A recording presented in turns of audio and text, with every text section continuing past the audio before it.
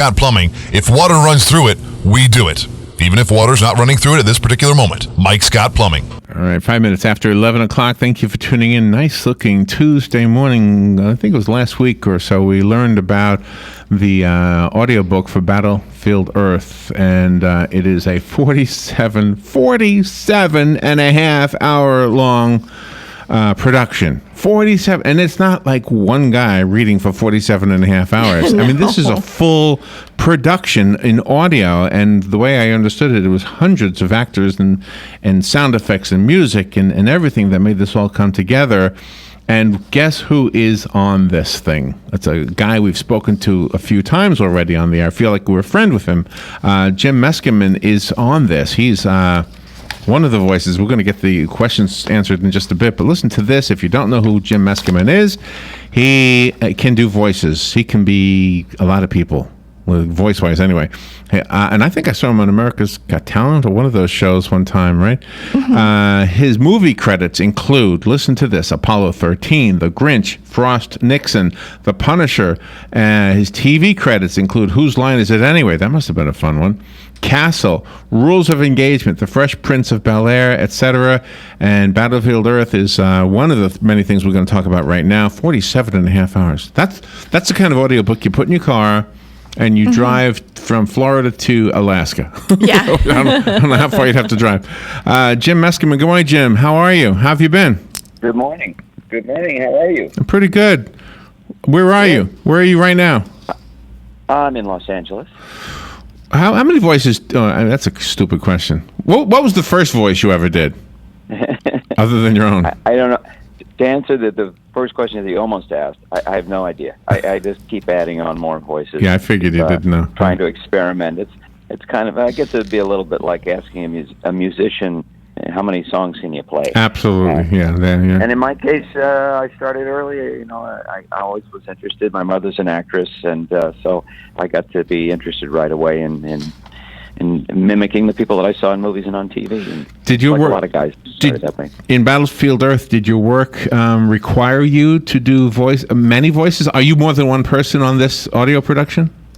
Oh, well, I should say that the main reason you're talking to me is because I actually directed the show. I directed the audio. You directed this? Yeah.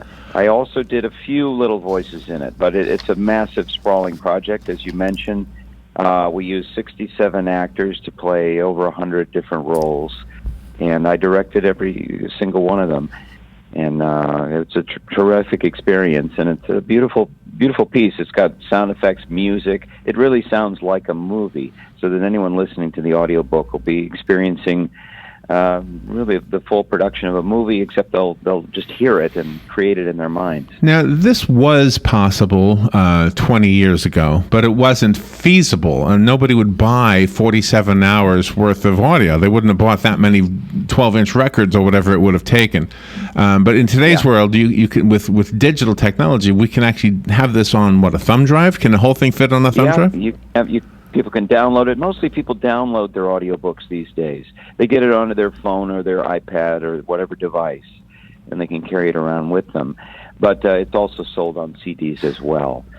So, but yeah, you're right. That's a really good point. It was possible, but not very feasible to do it years ago. And we put a lot of extra time into the actual production that no other audiobook publisher really does. To put all the music and sound effects in, to be so careful as we have been about, the kind of effects that are created, not just using stuff out of the box. As a director, I'm just curious of something. I mean, the book that this is done from has to be immense, and which means that after L. Ron Hubbard wrote the book, there must have been an editor who had his hands or her hands full with making sure that everything lined up so that there wasn't something that contradicted something else earlier in the book. Yeah. I mean, all of those things. Did you discover anything? I'm sorry? Go ahead. Well, I was just wondering if you, as a director, discovered anything that you had to maybe tweak that maybe the editor didn't pick up on. No, that really didn't happen. I mean, he was a very professional and very careful writer, and there were quite a few eyes that looked on this thing and looked at the manuscript, and I had a team that turned it into a script form for us, but it was in no way abridged. There was an abridged version that came out years ago that Roddy McDowell narrated that was probably only about 6 hours long. But I think that a little bit gave short shrift to the story and wasn't such a great presentation. And this is a totally different thing. This is something like, as you said, a person can put it into their car and drive to Alaska. They'll have an amazing time. They'll hear an amazing story, or like they can listen to it like I'm doing now, just whenever I get into my car. And it's such an engaging work of pure science fiction, but it also has elements of political science and air and sea battles and humor, quite a bit of humor in it as well, as you're dealing with alien races and the way that the plot twists and turns. But it's also it's a page turner, and if you're sitting in your car, it's a track turner. You just have to hear the next part. Did you know who you were going to cast in what roles, or did you have open call? Well, we had something really in between. It wasn't an open call. I'd worked with a number of voiceover actors on an earlier project where we did L.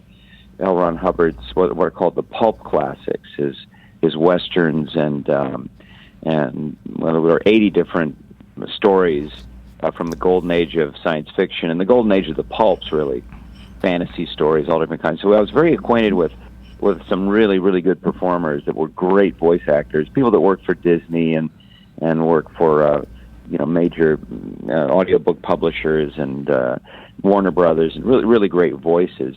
So we looked at to those people and people that I'd met in the business, and then we did have some auditions, but we were very fortunate to come up with the cast that we did. They're very, very, very, very qualified people, and they turn out some terrific performances. Was it linear? Were you able to go from page one through the end, or did you do some scenes in out of order like you would do a movie? Yeah, no, we skipped all over the place because one actor might play various roles, and even though it's a big story, it's not necessarily a big dialogue-driven story. So the heavy lifting had to be done by the narrator, and we got a guy named Josh Clark who has not done a lot of audiobooks, but he's a stage actor. And when I heard his demo and his audition, I was like, there's something about the quality of his voice that really integrates well with the level of danger and jeopardy and action of this film. And he managed to keep it intense and interesting and colorful for 47 and a half hours. It's just terrific. So his was recorded linearly, but when I wasn't recording Josh, I was recording other actors, and their parts would sometimes, here's your part from page 130, here's your part from page 253. What a job. And we couldn't ask the guys, hey, read this script and then come on in. We had to kind of assume that they wouldn't have gotten through all the material, and I'd have to explain to them what was going on in any particular scene. It was a challenge for me, but I was familiar with the book. That was fun. If people were to listen to this book, but they have already seen the movie that John Travolta put out under the same name, is it the same or is it different? Well, the Travolta movie, which was a good effort, has been not as appreciated in future years. They made a shot at it. They had a try. But it's difficult when you try to condense such a massive story into a 2-hour format. And I think they cut some corners that really were regrettable. And it was an attempt. It's like with any great story or any great set of characters. You make a shot. You try it. Like in 1943, I think there was a Batman movie. Nobody remembers it. They're all still laughing at the 80s Batman. But, right. That doesn't kill the genre. People are still interested in the story. And the filmmakers and the technology changes so that, as you said, it's now feasible to do a full-on audio production such as we've done, and have it be really, really quality and tell the entire story, which the fans really appreciate. Is it fair to say that probably the audiobook is the only way to actually cover the unabridged version of this? There's no realistic way to do this as a movie unless it was a Like a mini series or something, 40, Yeah, right? exactly. Well, I'm sure people looked at Game of Thrones and had the exact same thought, and things change. I think it deserves that kind of treatment someday. Our project is a step in that direction, and it'll get more people to wake up to the fact that there's a really great material here, great images, great characters and scenes. And, I think it's inevitable that someday somebody will want to tackle it again, but they won't want to tackle it, hopefully, in 2 hours. They'll want to tell the story as it should be told, like you say, in a long-form miniseries or something like that. Was there someone directing you while you were playing your character pieces? Good question. No. Because sometimes They trusted me. Oh, okay. because in a director's perspective, you're an outsider looking in, and you just want everything that person can give. Yeah, exactly. Well, I gave myself some pretty small parts, to be honest. Something that I knew that would, I was just sort of filling in, and that maybe other people could have done it. But it was not so much a show about my vocal work as a show about this great story, and I was just trying to bring it across. We had some great characters. There's a guy named Corey Burton.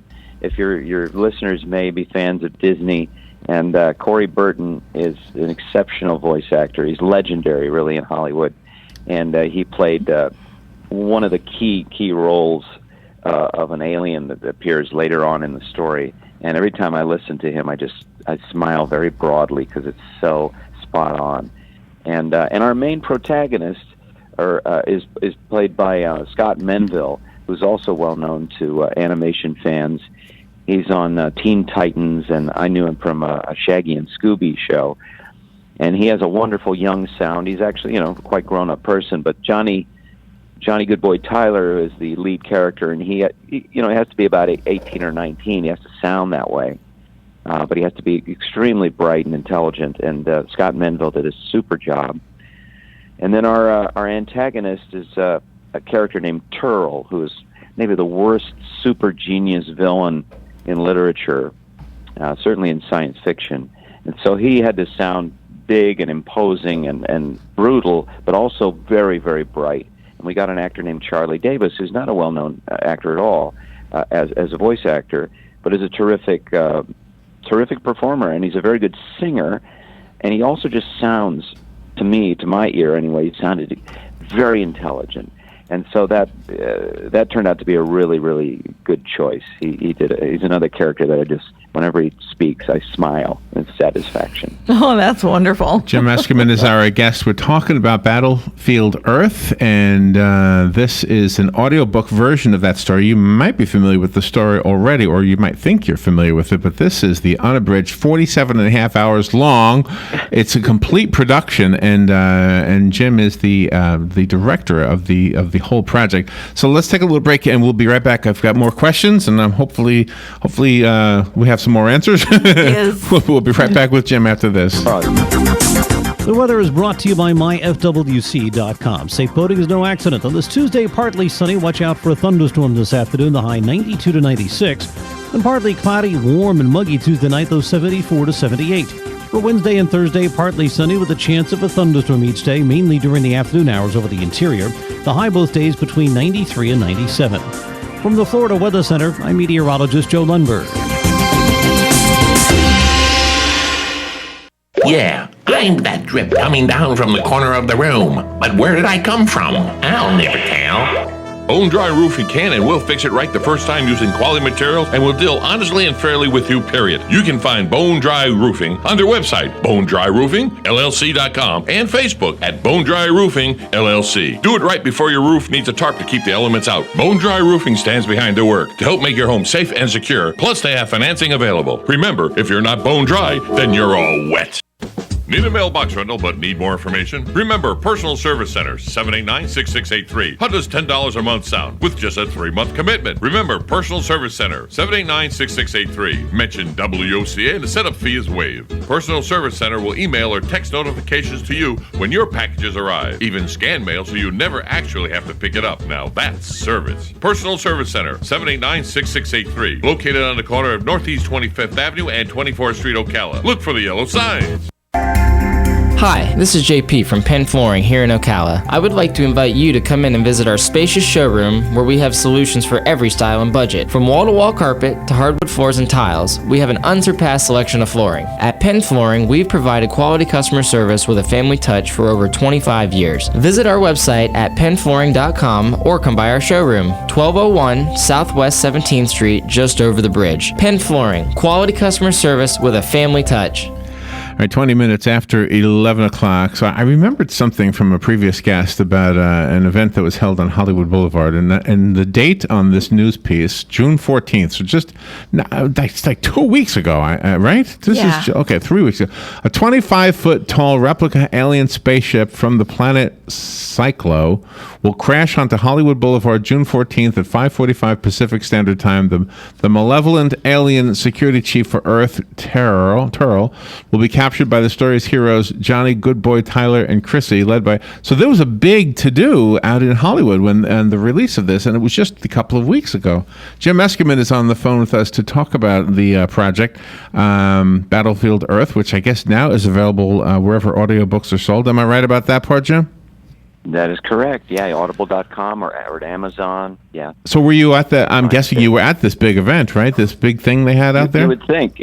I actually did not. I was out of town. I had a job out of town, unfortunately, that day, but I saw some pictures of it and some video, and you can see it online and on Facebook. It's just astonishing. There's this huge black steaming spaceship crashed into the broken pavement on Hollywood Boulevard, and people streaming around. It's pretty exciting. Yeah, it's Hollywood for you, though. You know, when they do a big PR event like Star Wars did last year when Star Wars opened, they took up the whole block, and Battlefield Earth did a similar kind of presentation. It was really something. Tell us the story of how this happened. Were you sitting with the book and said, you know what, we should make this an audiobook, or did somebody come to you? And what were you doing at the time when that decision was made? Oh, well, I'm an actor, so I do all kinds of different projects. You know, I guest star on TV shows, and I work on animated shows, and do voices for trailers, and all kinds of things. But in this case, I think the way the timeline ran, I was hired to first direct all of the pulps in the Golden Age of Stories from the Golden Age series, which your listeners may have heard of.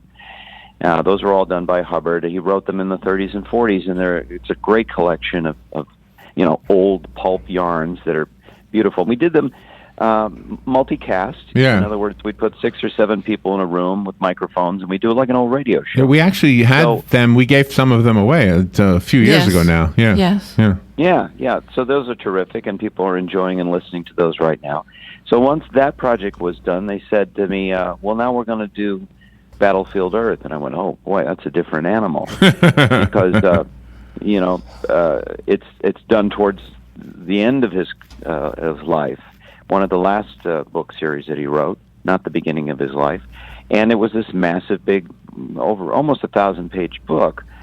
So we had to solve a lot of problems of how to deal with that we hadn't solved with the smaller productions. I mean, if you take a Western that's 40 pages long and has a dozen different characters, you can do that with 5 actors. But if you have 120 different characters, you can't stick everybody in a room and expect to get through it. You have to record everybody separately, record the narrators separately, and it really is a month-long affair. I think we took 9 months to record Battlefield Earth. And then just the whole production lineup of adding music and sound effects. You could have had a baby in 9 months. Much more ambitious. Could have had a baby. I think some of us did. Yeah. How did you choose the composer? Well, we had a person on staff that handled it, and that was an excellent music composer. We also brought in musicians to play specific kind of instruments. As you may know, or your listeners may know, there's quite a lot of Scotland involved in Battlefield Earth. Scottish people and Scottish songs and bagpipes and stuff. So we brought in live instruments, bagpipe players and Indian flutes. Wow, and this is mammoth. Really, though, yeah, it was mammoth. It was a lot of the instruments. Do you happen to know, is this the longest audiobook ever? I mean, does this break any records? No, it is the longest science fiction book ever. but it's not the longest audiobook. I mean, there have been productions of the Bible, for example, that are quite long. And, oh yeah, of course, the also Bible. Quite produced. Okay, sure. How could I forget the Bible? Yeah, You've heard of that, yeah. How many years does this Battlefield Earth entail? Oh, it really only covers, I guess, maybe a couple years. Mm-hmm. Yeah, it's a saga of the year 3000, and it takes place in the future, obviously, and then the action is all pretty much in what you would call real time. It doesn't cover generations or anything like that. It's just a very intense part of Earth's history, a revolution that happens with the straggling survivors of the Cyclo alien invasion. They're called the Cyclos. Mm-hmm. They've invaded the planet, probably in the year 2025 or something, and they've begun to strip mine the planet and rob it of all its minerals and all its wealth.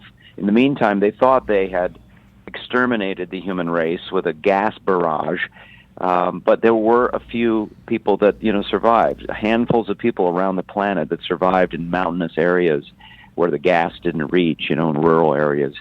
And they've been basically just hanging on as a race until this one individual, the hero of the story, has the wherewithal and the desire and the opportunity to do something about it. And it's a bare knuckle kind of nail biting story where Earth is really in the balance the whole time. Do you know what I would love to have had the opportunity to do would be to speak to L. Ron Hubbard. My notes say that the book was published in '82, which means as long as this book was, he must have been working on it before Star Wars came out. And I'm wondering if when Star Wars came out, did he say, "Oh man, somebody else is doing something"? Do you know what I mean? I wonder what his thoughts were about the Star Wars similarity, even though he was. Well, I think he recognized his own kinship with all that and his own relationship to that phenomena for sure. Apparently, he wrote the story in 2 months, so which doesn't surprise me considering his speed and output. But I think he recognized very well, and it's in the introduction to Battlefield Earth actually, and you'll hear it on the audiobook as well, that he saw the role of science fiction as that kind of literature that goes before scientific development. Right. He was part of a crew of people like Heinlein and Isaac Asimov and others, A.E. van Vogt, who dreamt the big dreams of science fiction that later on people in the sciences and people in industry would bring to actuality, to fruition. Yeah, it's an interesting observation that seems to be true with science fiction. In fact, I think that's one of the things that the contest that we've speak to a lot of people who've entered the Writers of the Future Award contest. Yeah. And that seems to be a theme contest also with them. Jim, always an honor to have you on our show. Thank you for taking time to speak to us today. My pleasure. I hope all your listeners will get a hold of Battlefield Earth. Go to audible.com or amazon.com and order it, download it.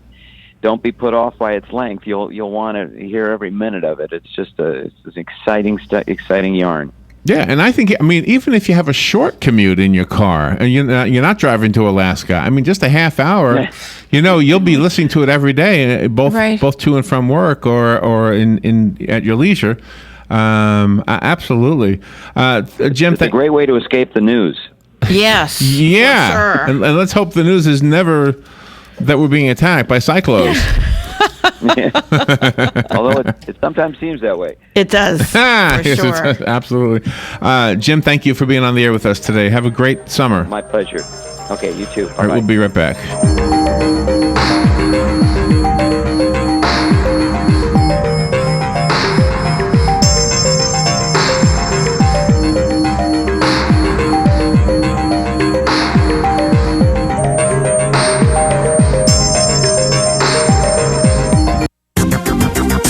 The weather is brought to you by myfwc.com. Safe boating is no accident. On this Tuesday, partly sunny. Watch out for a thunderstorm this afternoon, the high 92 to 96. And partly cloudy, warm and muggy Tuesday night, those 74 to 78. For Wednesday and Thursday, partly sunny with a chance of a thunderstorm each day, mainly during the afternoon hours over the interior.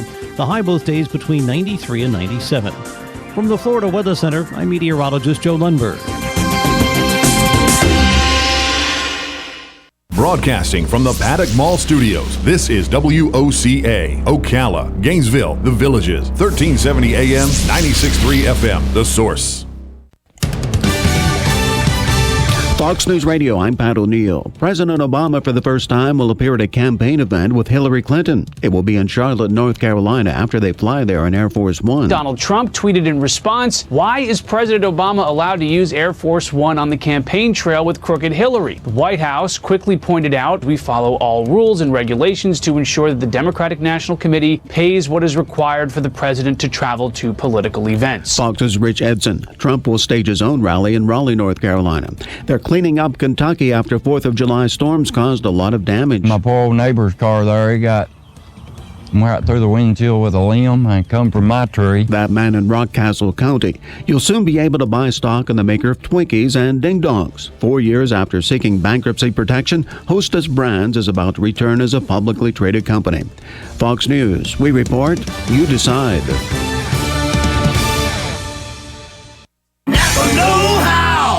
Cold weather slows your battery down, but if it's hot enough to cook breakfast on your hood, your battery could be toast. So pick up a Napa Legend battery today, and you'll get a $15 rebate Visa card by mail. That's $15 back and a new battery. In case your old one gets fried. That's Napa Know-How. At participating Napa Auto Parts stores. Some exclusions apply. Offer expires 7/31/16. I'm Rob Gronkowski. When the little voice in my stomach gets hungry, he doesn't just whisper. He yells, "We need all natural Alberto beef jerky." So next time the little voice in your stomach asks for a snack, grab the most delicious lean protein on the planet, Alberto beef jerky. Each package is loaded with savory cuts of lean beef. Listen to me and pick up some all-natural Alberto beef jerky. Alberto beef jerky. You get out what you put in. Refers to Alberto's all-natural line of beef jerkies. Minimally processed, no artificial ingredients. Hi, this is JP from Penn Flooring here in Ocala. I would like to invite you to come in and visit our spacious showroom where we have solutions for every style and budget. From wall-to-wall carpet to hardwood floors and tiles, we have an unsurpassed selection of flooring. At Penn Flooring, we've provided quality customer service with a family touch for over 25 years. Visit our website at pennflooring.com or come by our showroom, 1201 Southwest 17th Street, just over the bridge. Penn Flooring, quality customer service with a family touch. You've got a garden and we've got a show for you called You've Got a Garden with your host, Master Gardener Carol Ann Baldwin. Carol Ann answers your questions about your flowers, your veggies, your grass, your trees, even questions about your bugs. And she's only on WOCA, so don't miss Carol Ann Baldwin and You've Got a Garden each Tuesday from 9 a.m. to 10 a.m. right here on WOCA The Source. Palm Garden of Ocala leads in the area of orthopedic care with proven outcomes. Planning to have a new hip or knee joint due to arthritis or as the result of a fall? Palm Garden may be the answer. Guests appreciate the services of highly trained therapists and